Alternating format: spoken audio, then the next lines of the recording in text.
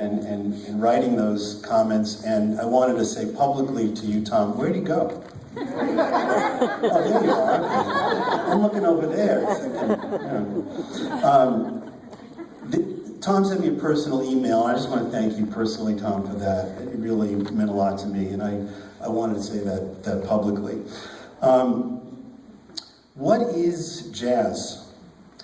Dr. Billy Taylor, the late great Billy Taylor, music educator, performer, broadcaster, said, "Jazz is America's classical music. It is America's classical music because it takes all the elements that are part of our culture and puts those elements into a perspective which is unique to the United States of America. No music that has been created in this country so eloquently gives voice to the ideals of individualism and gives one an opportunity to express oneself in such a special way as jazz does." Now, many think that we use the word public in public radio and public broadcasting because we rely on the public for support. And of course, that is true. But the visionaries who thought about and created public broadcasting used the word public because they wanted to engage people in the public square. And that public square is where all parts of our society can come together to share and express all of those elements of culture and ideas which make up our society. So what better place for jazz than on public radio?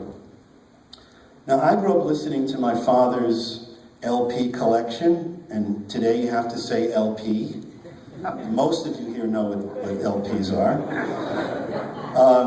And I also listened to a radio program on the old WRVR called Just Jazz with a legendary jazz host named Ed Beach. And I would put Tom Reney in that legendary category.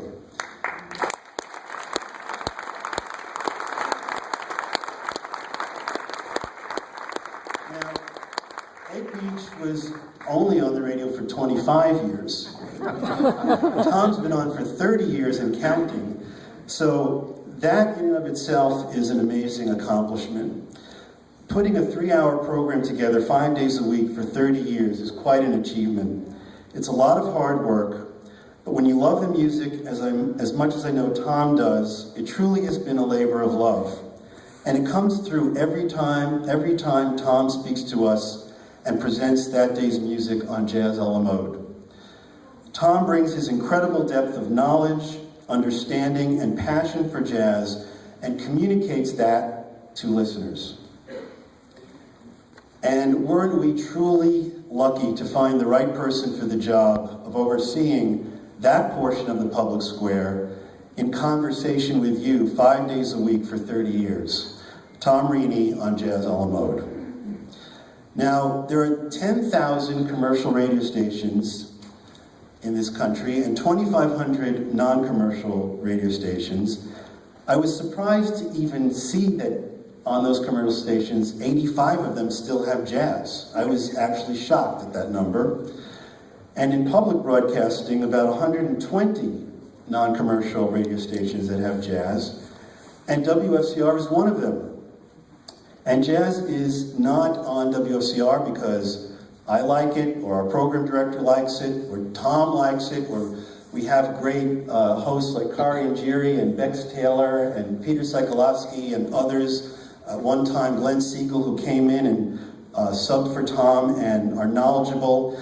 It's on because our community has told us that jazz on public radio is important to our civic and cultural dialogue and educational mission. And to enforce that, we created an endowment in our capital campaign for jazz and classical music programming as part of our 50th anniversary campaign for WFCR. That's how committed we are to jazz. And at nepr.net, essentially you can listen to Tom 24/7 if you want. He's there on demand.